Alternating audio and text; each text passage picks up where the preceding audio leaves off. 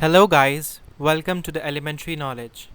Today we're gonna talk about the biological molecules. But first of them, we're gonna talk about the carbohydrates. But the question here is, what are biological molecules? Biological molecules are substances that are made in the bodies of living organisms. They play basic and vital roles in all processes of life. They are basically four types of biological molecules. Number 1, carbohydrates. Number 2, proteins. Number 3, lipids. And last, nucleic acids. They also provide energy needed by living organisms to carry on their basic functions. What are carbohydrates? They are basically hydrates of carbon. They are organic compounds. They contain carbon, hydrogen, and oxygen. The ratio of hydrogen and oxygen is same as of water, that is 2:1. As you all know that in a water molecule there are 2 hydrogens and 1 oxygen atom. Same here in the carbohydrates, but you just add 1 carbon to the water molecule, and they are one of the macronutrients needed by our body. The role of carbohydrates. They are of utmost importance. They are one of the macronutrients needed by our body. They are the first source of energy for living organisms. See, if you have lipids, proteins, or carbohydrates, the first thing your body chooses for the energy is carbohydrates. They make up structural and protective elements, example cell wall of bacteria, or the chemicals in your joints that lubricate your joint for the movement. They also contain carbohydrates. Now, sources of carbohydrates. We can get carbohydrates from rice, vegetables, fruits, milk, cereals, bread, beans, and nuts. There are a lot of many sources that I haven't mentioned here, but you already know, right? Now, the classification of carbohydrates. They are classified into monosaccharides, disaccharides, and polysaccharides. Let's talk about the monosaccharides. Mono means one, and saccharide means sugar molecule. The name tells itself, they consist of one molecule of sugar. Examples are glucose, fructose, and galactose. They cannot be hydrolyzed into simpler sugars. Now let's understand what hydrolysis means. Hydrolysis is defined as addition of water molecule to a large molecule of carbohydrate or any biological molecule in order to break it into smaller molecules. Let's understand hydrolysis with this picture. The upper part of the diagram shows 2 molecules linked by a black line. This black line shows the linkage between the 2 sugar molecules, and this is called the glycosisdic linkage. If we want to break down this glycosisdic linkage, we have to add the water molecule. And this addition of water molecule in order to break down the larger molecule into smaller molecules is called hydrolysis.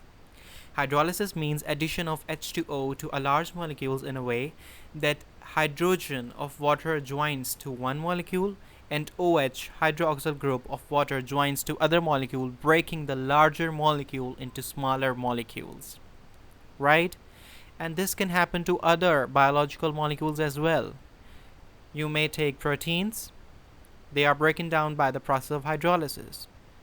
Or nucleic acids, they also are broken down with the help of hydrolysis. Though hydrolysis is just not specific for carbohydrates, it can be used for breaking down of any larger molecule, biological molecule. And this is another pictorial representation of the hydrolysis. The upper part of the diagram shows the glycosidic linkage between the 2 sugar molecules. And if you want to hydrolyze the larger molecule and break down into simpler molecules, we have to add the water. Now the saccharase here is the enzyme which is assisting the process. As you can see, the OH group has joined the one molecule and H group has joined the other molecule to complete their valencies or bonding, right?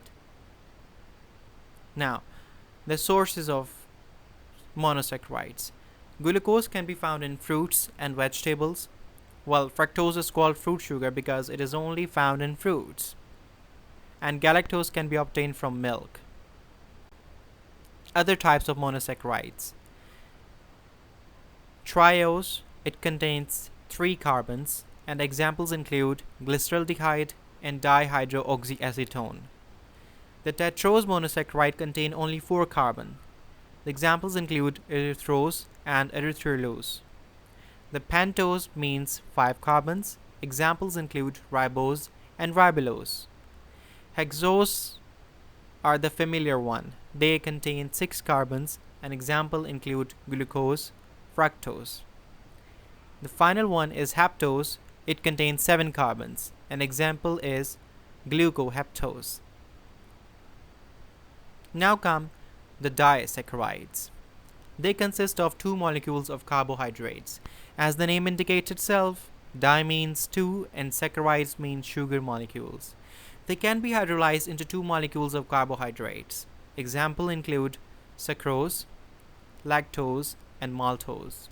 Sucrose is a combination of glucose and fructose. That's the table sugar you use. The lactose is found in milk, glucose plus galactose, while the maltose is the combination of 2 glucose molecules. Sucrose is found in fruits and vegetables. It is the normal table sugar that you use in your teas or coffee, right?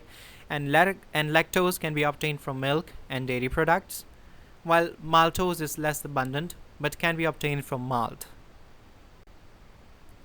Now comes the polysaccharides. They are the carbohydrates consisting of more than 2 sugar molecules. They can be hydrolyzed into more than 2 monomers. Monomers means single molecule. Examples include starch, glycogen, and cellulose.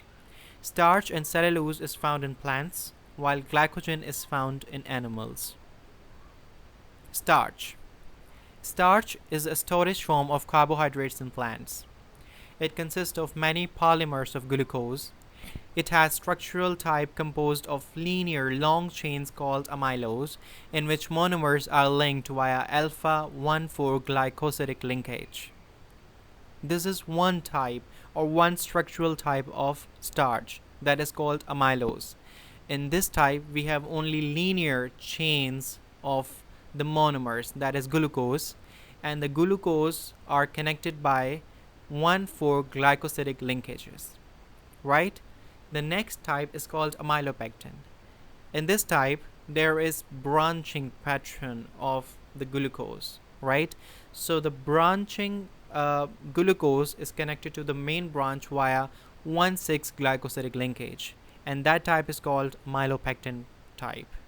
The branch structural type of starch is called amylopectin, in which branching monomer is attached to the linear long chain via 1,6-glycosidic linkage.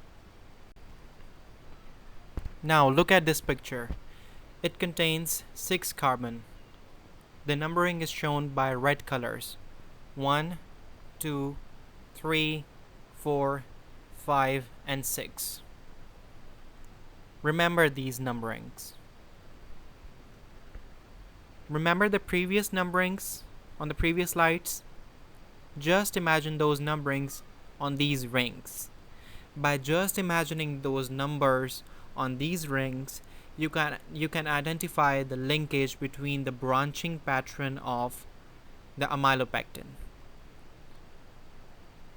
The glycosidic linkage here is between the carbon 1 of the branching ring to the 6th carbon of the main branch, right?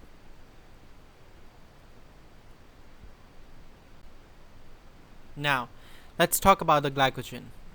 Glycogen is a storage form of carbohydrates in animals. It is also called as animal starch. It can be found in liver and muscles. It is a polymer of glucose. It has only branched structure. What does it mean? That it has a short structure with a lot of branching systems, right?